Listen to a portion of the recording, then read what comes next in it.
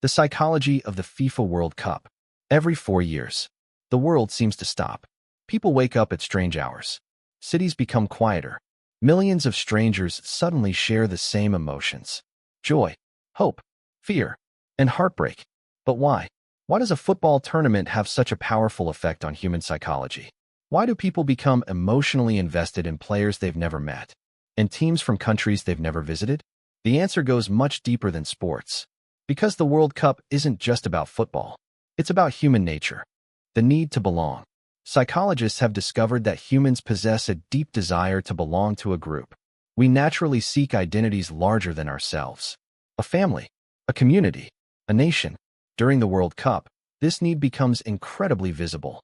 People wear national colors, wave flags, sing anthems, and proudly declare, "We won," even though they never stepped onto the field.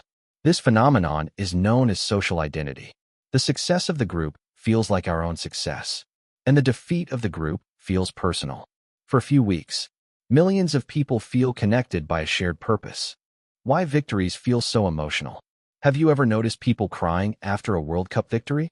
Or celebrating in the streets for hours? It's not simply because of a game.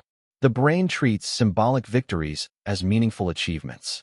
When our team succeeds, our self-esteem often rises with it. Researchers call this basking in reflected glory. People associate themselves with successful groups because it makes them feel stronger and more valuable. That's why after a win, people say, "We are champions." The victory becomes part of their identity. The power of uncertainty. Another reason the World Cup is so addictive is uncertainty. The human brain loves suspense. If the outcome were obvious, nobody would care. But in football, anything can happen. A favorite can lose. An underdog can become a hero. One moment can change everything. This unpredictability triggers powerful emotional responses. The brain releases dopamine, the same chemical involved in anticipation and excitement. The result? Every match feels important. Every second matters. Why we love underdogs. One of the most fascinating psychological effects of the World Cup is our love for underdogs. When a smaller nation defeats a stronger opponent, people around the world celebrate, even if they have no connection to that country. Why? Because underdog stories represent hope.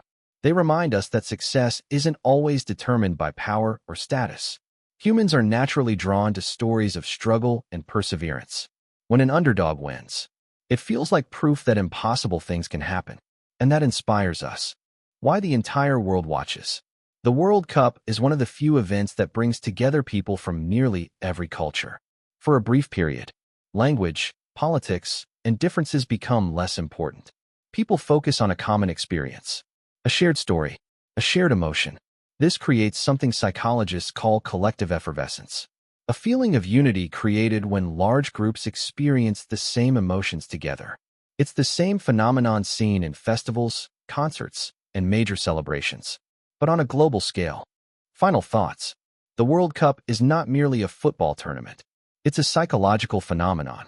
It satisfies our need to belong, feeds our desire for hope, rewards our love of suspense, and connects millions of people through shared emotions. Because deep down, people don't just watch the World Cup to see who wins. They watch to feel something, to be part of something larger than themselves. And perhaps that's why every 4 years, the world comes together, for 90 minutes at a time.